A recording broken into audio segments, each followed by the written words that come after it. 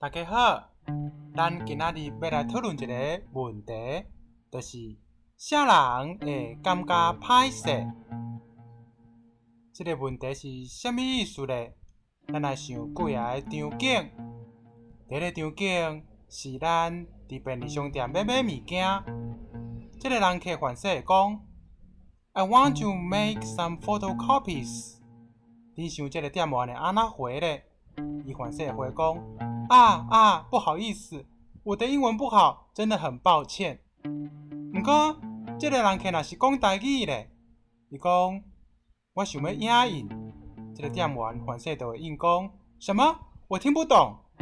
伊后壁意思其实是你说台语，是你应该感到抱歉。咱若是去参加研讨会演讲，结果主持人宣布讲 ，This session will be presented in English。听众反射应讲好高级啊！我的英文不好，真的很可惜。すみません。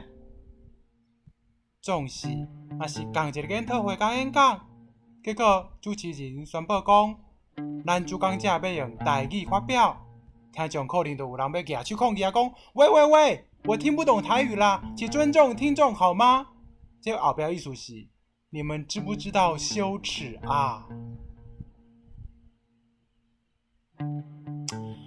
若是学校开课咧，老师宣布讲 ，This course is lectured in English。学生反射想讲，真的很惭愧，我应该好好学英语的。总是若同一个课，老师讲，咱这门课会用台语来上课，学生就要抗议啊！老师，我听不懂台语。这后边意思其实是，我不想学，你用台语的话，你应该感到抱歉。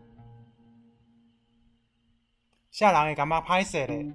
这个问题，因重点毋是你是啥人，是人客，是店员，是先生，还是学生？重点是你讲的是倒一款语言。